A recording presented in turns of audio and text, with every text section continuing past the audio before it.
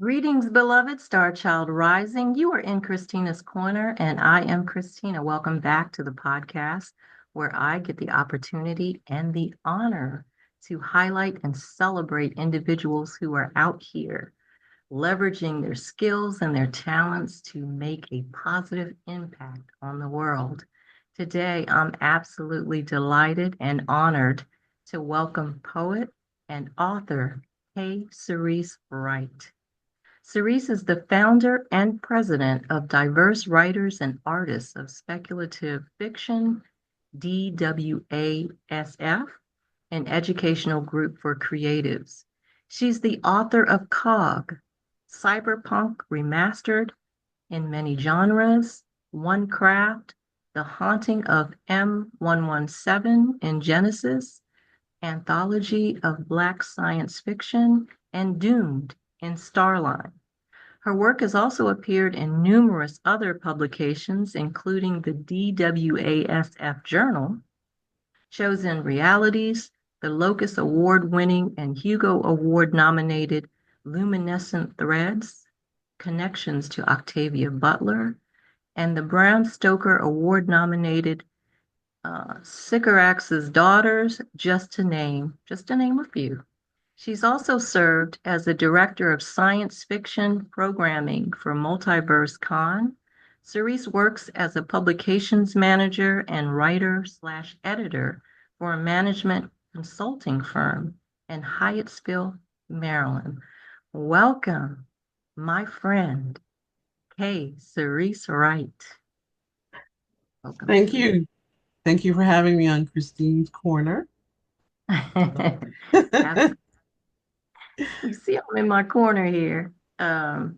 Love being able to connect or reconnect rather. So, Cerise, the way the podcasts go is I have six questions that I'm going to ask you, and the first question always starts off kind of like to ask you to go back to the beginning, take us back to when you were a child. What was your upbringing like, and how did you become interested in sci-fi and writing and all of that? So I was born in Alaska. My father was in the Army. We were stationed at Elmendorf Air Force Base. But we only stayed a year because then we moved to Chicago. Apparently, of course, I don't remember. But I do remember when I was 3 years old, my father said, "There's this new show coming on about exploring space. Do you want to watch it?" And I said yes. And I remember sitting in my mother's lap while we watched Star Trek. And afterward, my father asked me if I liked it. And I remember trying to come up with something grown up to say, something intelligent, but I didn't really understand the plot. So I was 3. So I said I liked their shirt colors because they were red, blue, and gold. Because men at that time always wore drab colors like gray and brown. So I think the show's producers knew if they could corner the toddler market, they'd have fans for life. Mm, And I'm one of them. After a few years in Chicago, we moved to Germany, and we lived in both Munich and Oberursel for 3 years. Then we moved stateside to Baltimore, and then to Korea when I was in the fourth and fifth grade, and then back to Baltimore until my father retired. And all during that time, I watched Star Trek reruns and read science fiction by Isaac Asimov, Kurt Vonnegut, Ray Bradbury, Arthur C. Clarke, all the old greats, and tried to keep up with new science fiction in TV and film, Star Wars, Battlestar Galactica, The Thing, Blade Runner, even Ultraman and Godzilla. If it was science fiction, I ate it up. I loved it. And unfortunately, I was the only one among my friends who really liked science fiction the way that I liked it. Um, so yeah, I felt a little bit isolated in my interests. And it wasn't until, you got the internet and you could really connect with other people who had the same interests. But yeah, when I was little and I didn't have that, I felt like I was the only one who really liked Mm, science fiction. mm. My brother and I, we used to watch Star Trek, and I pretty much watched it because he was watching it. But it wasn't until recently that I ordered the three seasons on Amazon Prime, and I watched them, and Which I show? The original or the original, okay. the three seasons of the original, and I watched every show and was captivated. And with my ADHD inattentive, it was like I was watching them all for the first time and realizing how great that show was, and the writing and how um, before its time it Mm. was. It was a great show. And so, did you go to like Star Trek conventions? I didn't go until I was older. Um, I don't think I really knew about them when I was younger. Um, yeah, I think I went to my first one after I was married. I dressed up as Uhura in the Mirror Universe, you know, with her Mm. sword and her thigh boot. I had a plastic sword, and actually, I got her autograph uh, on a picture at that Wow. convention. Yeah. Oh.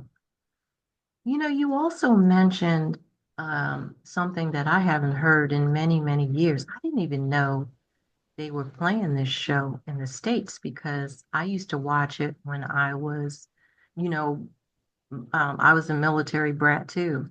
And so I used to watch this show over in, I believe it was Okinawa when we were stationed there. Um, Ultraman. Hmm. That in the States? Yes, it was. Okay. And I did watch it in Korea too, although it was in Korean, so I didn't really understand it. But you don't really need to know the language to understand Ultraman. Right. Wow, that was a blast from the past. Thanks for Yeah. sharing that. Do you remember Johnny Sacco and his flying robot? That sounds familiar, but Hmm. no. But I remember Ultraman because I used to think that it was actually that they were because it was in the language in Japanese language. I used to think his name was Uda Tuda Man. I was like, it's Ah. Uda Tuda Man time. It's Uda Tuda Man time. But they were actually saying Ultraman. So Uh, that really took me back there. Okay, so you were deep into it from a very young age, from the age of 3. All right, so number 2, you're also a poet, which might surprise some people. And I recall back when we met, for the folks that are um, listening in, Cerise and I met back in the 10th grade in high school. And I remember you, I don't know if you remember this, but I remember you complaining because you were struggling with poetry assignments. And I remember a hilarious example. I don't know why it sticks with me, Cerise, but you said, here's my poem. This is what I want my poem to say. Roses are red, violets are blue. Sometimes it makes me wonder why it's not another color. And I was like, Cerise, they don't, they don't, they don't rhyme. It doesn't rhyme. You gotta say it like this. Wonder. Color. And it stuck. Do you remember that? Do you I remember that do. poem? I do remember that. It stuck with me all these years. And I just remember cracking up about that. And to know that you're now a poet now. And so Well, I don't do a lot. when did your love for poetry actually blossom? And then do you have a poem that is like one of your favorites or that you can share with us? I have one that I wrote I can share. But yeah, Okay. you have a good memory because I I do. remember you're writing poetry in high school. You And you do? wrote a, yeah, you wrote a poem about spring coming to tell old man winter that it was time to leave. And then you read it to me and said, "What do you think it means?" But I interpreted it as a young woman coming to bail an old man out of jail. So when you told me what it really meant, I said, okay, I just don't get poetry, I guess. But I think my desire to write poetry was sparked by a book I read in my 40s called Neuromancer by William Gibson. It's considered the progenitor of cyberpunk. And I just thought his writing was lyrical, like poetry. Quote unquote normal poetry didn't really inspire me, but science fiction, that did. So even when describing unpleasant things, his words held me, fastened me to his descriptive narrative. For Mm. example, here's a passage featuring a bartender in a futuristic bar. Rats was tending bar, his prosthetic arm jerking monotonously as he filled a tray of glasses with draft Kieran. He saw Case and smiled, his teeth a webwork of Eastern European steel and brown decay. His ugliness was the stuff of legend. In an age of affordable beauty, there was something heraldic about his lack of it. The antique arm whined as he reached for another mug. It was a Russian military prosthesis, a seven-function force feedback manipulator cased in grubby pink plastic. And throughout that scene, I could literally visualize it in my mind with no problem. And I knew I wanted to write like that. And while I was attending a creative writing program, a poem just came to me, and I wrote it and I submitted it to the Science Fiction Poetry Association's journal called Starline, and they published it. And since then, I've had several poems published, and I'm going to read one for you right now. Okay. It was one published by Strange Horizons called Mission Accomplished, and it's about an android assassin.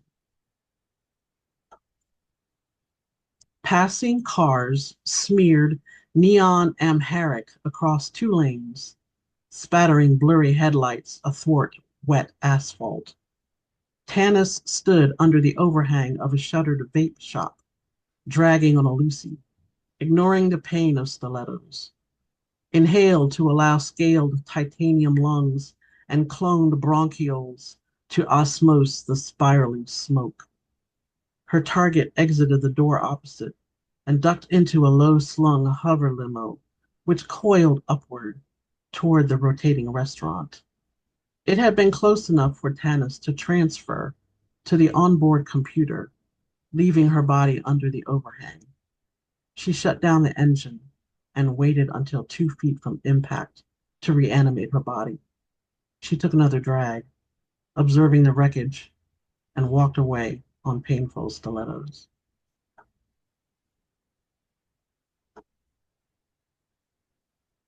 That's it.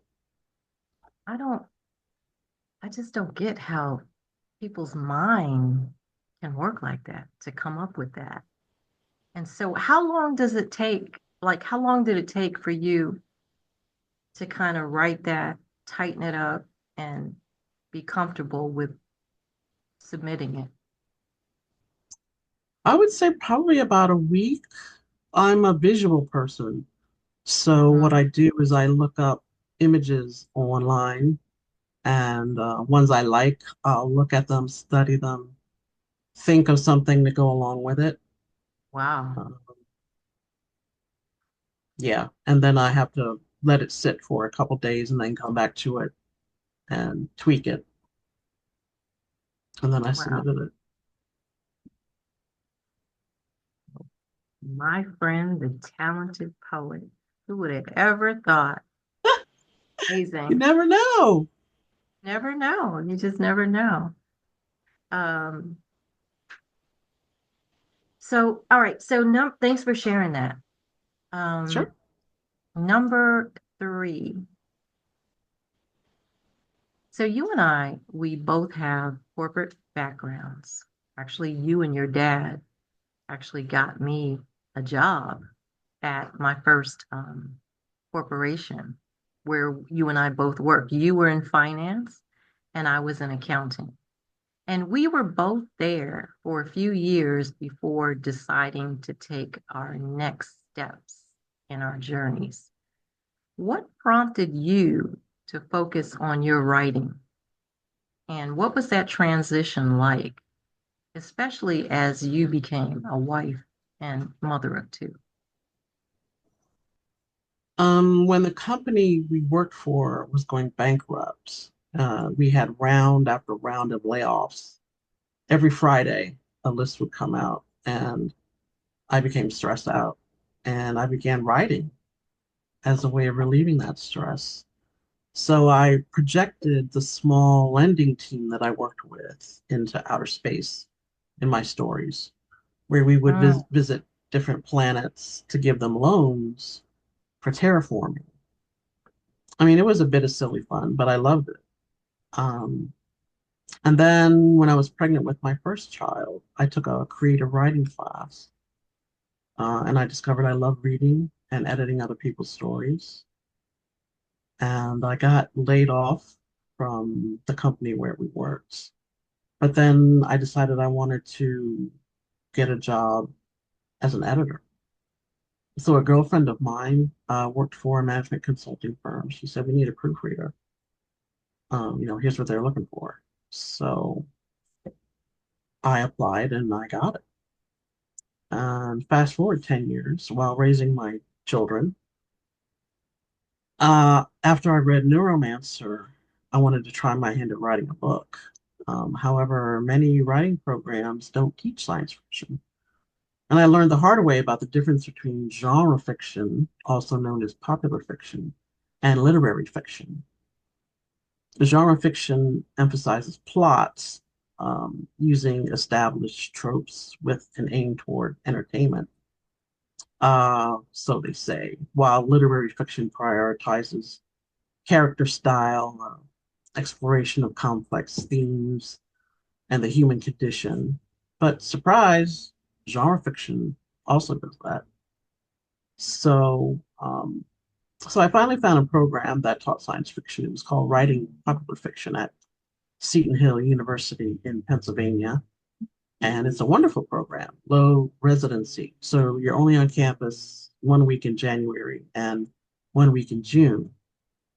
And the rest of the work is done remotely, working with a mentor and your fellow genre writers. And from the time you start the program, you're writing your book.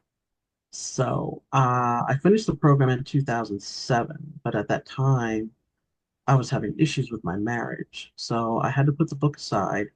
And then 6 years later, a former classmate of mine who worked for a small press called me and said she wanted to publish my book. And I told her I hadn't looked at it in years and gave me a few weeks to review it. So I cut out a lot of fat and I rewrote some chapters, and it was published in 2013. And I have to admit that through it all, my husband and my mother-in-law had supported me by taking care of the kids while I was gone. But because if you're a mom who wants to have a career and go to school, you need a village. If you mhm. shoulder the whole burden, you can burn yourself out easily. So I am grateful for the help that I received when I was trying to have it all. Yeah, I remember when you put that book out, Cog, and I purchased it. I believe I purchased it and read it. And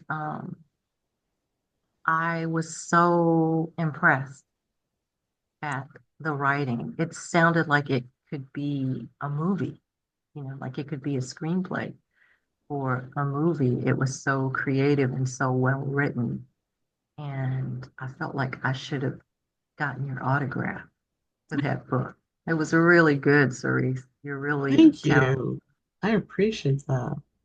Sure. When you're toiling away in the dead of night, trying to finish up this chapter for your mentor, you're not really thinking about the finished product. And people actually read it and they Mhm. like it. Boy, and then they're looking for the next one, right? Okay, number four. There is a lot of discussion around Afrofuturism. I got on my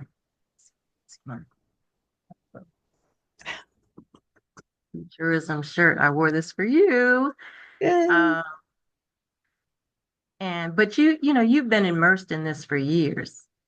We talked about your first novel, Cog, which is described as cyberpunk. And you also wrote a recent book called Too Old to Dance, but Young Enough to Rock and Roll. So the question is kind of twofold. What is the distinction between cyberpunk and Afrofuturism? What does it mean? And can you give us a glimpse into your innovative mind by telling us what those two books are about, Cog, and then the one you just wrote, Too Old to Dance, but Young Enough to Rock and Roll? Cyberpunk is a portmanteau of the words funk and cyberpunk, which is a subset of science fiction that is often set within a dystopia where the main characters are anti-heroes, they have obvious flaws, they're dealing with corrupt governments and corporations. They most likely have some sort of body modification based on high tech, such as enhanced hearing or embedded weaponry within their bodies. Afrofuturism is a cultural movement that uses art, music, history, science fiction, fantasy, horror, and other elements within storytelling to explore the African diaspora's experience, to reimagine our fractured past and create new futures. Because of our journey, we don't know all the aspects of our past. So we can use Afrofuturism to retell it and to create a future for ourselves that the mainstream media doesn't want us to have. So that's why Octavia Butler is like considered the mother of Afrofuturism because of Yes. her writing style, Hmm. right? Um, Very cool. Reading her, it's like, again, it's like, how did she think about some of the things that she thought about way back when she was writing? It was really cool to um, to experience her writing, not only her writing, um, her novels, but her poetry as well. So, are you a fan of hers? Yes, but I don't think I've read her poetry. So yeah, I'm gonna have to look that up. Mhm. Her writing can be very compelling, very deep. I think after I read one of her books, I think it was Parable of the Sower, it's just overwhelming. I had to go watch an episode of Teletubbies to sort of give me some sort of hope because it was quite raw. But yeah, she's a great writer. And she Yeah, started by saying she was watching a movie called Devil Woman from Mars or something like that. And she said, I can write better than that. yeah. And she said, she was an only child, and Hmm. when you're an only child, you just develop a imagination, and her imagination just went, you know. Um, I really enjoyed. I can't.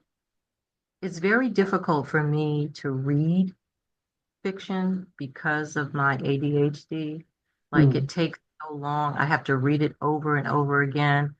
I'd much rather listen to with nonfiction, it's different because it's true. hmm. And I don't mind putting in the effort, but if it's like a novel, it's just hard. And so when I I listen to it on Audible, and then you're kind of at the mercy of the narrator, like Hmm.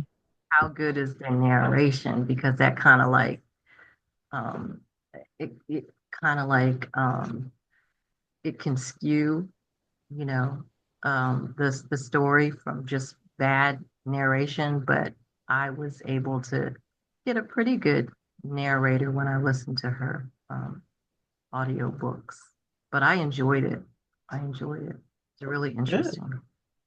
So, Uh, my book Cog is written from the perspective of a rich woman named Nicole, who's the outcast in her family, who eschewed the family business of being a wireless hologram provider.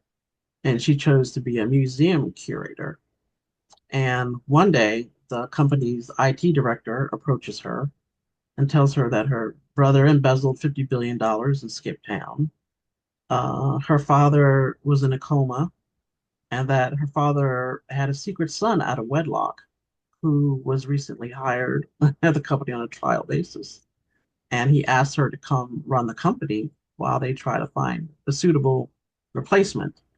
And that brings a lot of past baggage for her because she tried to work there before and it didn't work out. But she agrees. But her new brother tries to kill her to get her out of the way. So she runs off with the company's IT guy to try to find a way to get her company back. And she used to be a drug addict and dealer. So she goes to her pimp slash drug dealer ex-boyfriend to get his help. And Too Young to Dance is a post-apocalyptic military science fiction story where there's been a nuclear incident that's left the world's government in tatters. And a rumor starts that there's something called P-45 that will help end the war and bring about peace. So various government armies, or what's left of them, converge on DC to find this P-45. I co-wrote the story with a Vietnam veteran named Gene Brown, and he writes from his perspective as an American soldier, and I write from the point of view of a Black Jewish woman from Israel, descended from Somali-born grandparents. And our characters decide that they have to join forces to find this rumored P-45 and put an end to the hostilities. So that's what my books are about. oh, it doesn't seem like from the title that that's what it would be about. It's I'm gonna have to pick that book up. Stuff out now, Cerise, that sci-fi stuff out now that you like. I remember back in the day you were, a big fan of Blade, which I was. Is there any type of like, do you like the Marvel stuff or any of the sci-fi stuff that's out now? Yeah, I like the Marvel stuff. I think one of the best sci-fi shows I've seen is The Expanse, and I think you can get that on Amazon Prime. That was out a few years back, but it's it's an excellent series. What's it about? It's based on the books by James Corey, and it's about proto. Oh, it's called the proto something. My mind is going. It's set in the future, in the far future, where there's this you have Mars that's been terraformed and people are living on it. People are still living on Earth. And then you have the miners out in the asteroid belt. They're called belters. And they mine the minerals from the asteroids and they supply Earth and Mars with it. I think there's a faction on Mars that wants to take over sort of the area. Um, but somebody discovers this prototype, this alien substance that can chew through things and think on its own. So the Belters are trying to use that as a weapon against Earth, and everybody's trying to get their hands on it. Um, so yeah, it's from different perspectives. It's quite Okay. engaging. Expanse. The Expanse. That's The what you said. Expanse. Okay. I'm gonna have to check that out, see how many episodes I can hang in there for. Miko loves that kind of stuff. She loves Does it. she? Great, Yeah, she great. loves Yes. it. Fuel She the next often, generation. yeah, she often has dreams. that are kind of downloaded to her of kind of like sci-fi series episodes that Hmm, she writes down. And I was cool. like, you need, She needs to send have, those in. yeah, and save those, send those in and you just never know. You might get published or something. So, but I mean, and they're very detailed. So it's really, it's really Yeah, fascinating. she should write books. Yeah. You have more control over your creation if you write a book and then they make a show from the book based on the book. Oh, okay. Okay. All right. So Cerise, can you share a few of your watershed moments in life and how they have inspired you to navigate your journey with joy?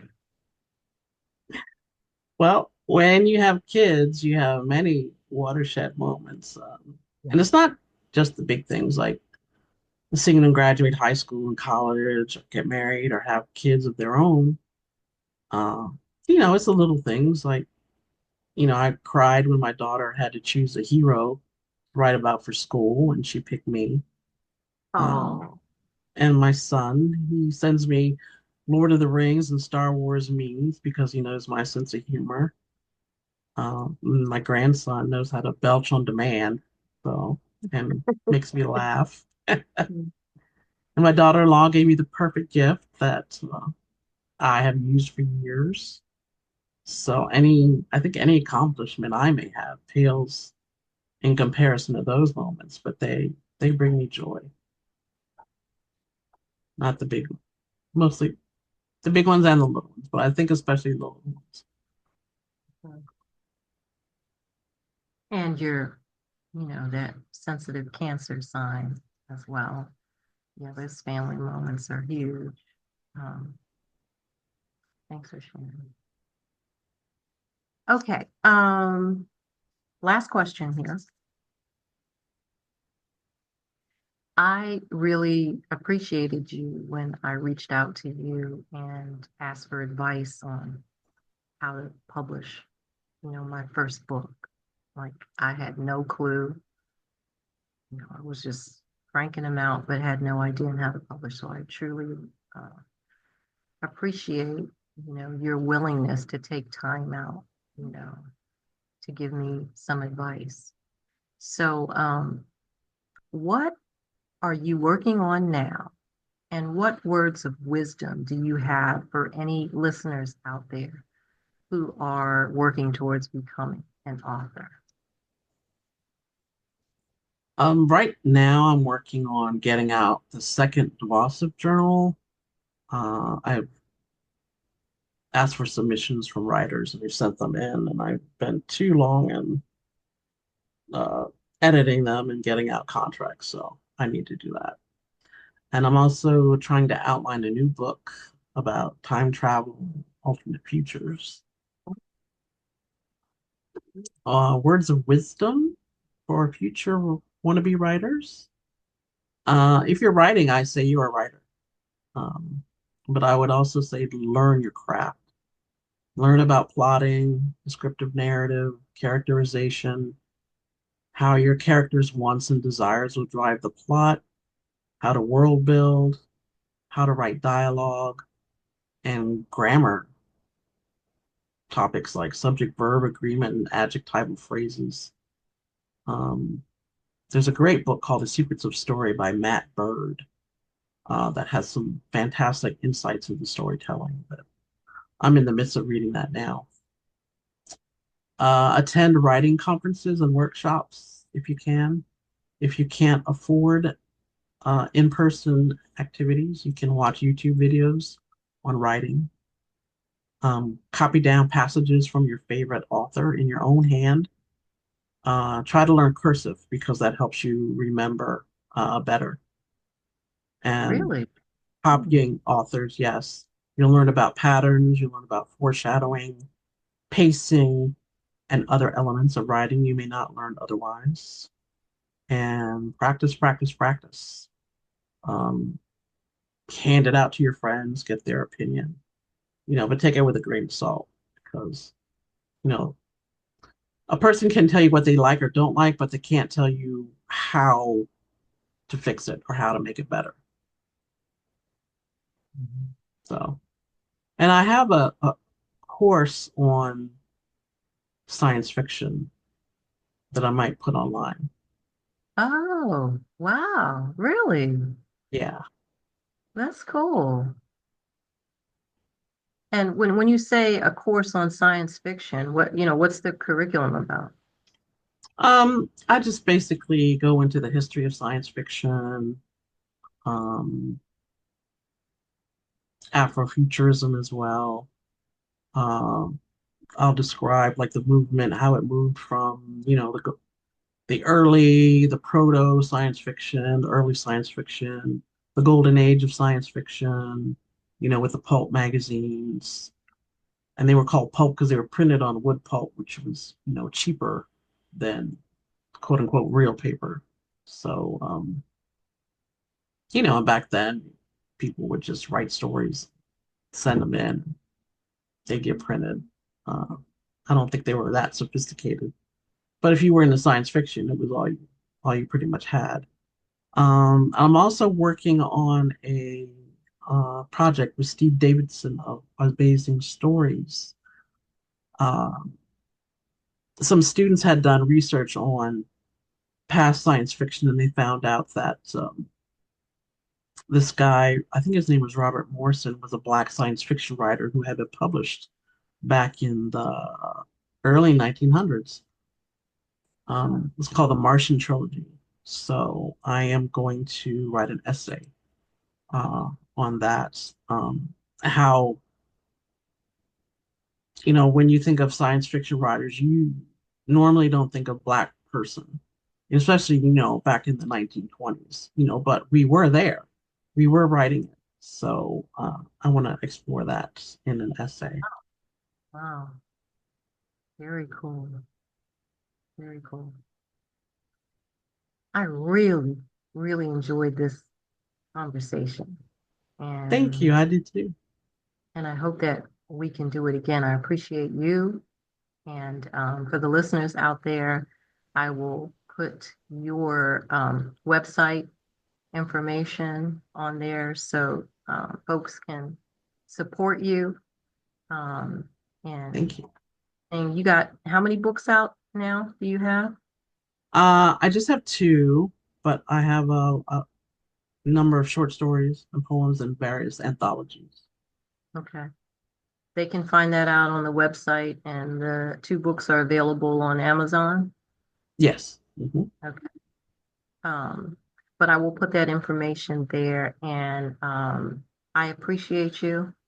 I'm proud Thank of you. your accomplishments. It was great to be able to connect back with you, and we need to do a part two as you move forward on all these ideas that you're working on. So thank you very, very much. Thank you. Thank you for having me. Absolutely. To the audience, love and light to you, and see you on the next episode of Christina's Corner.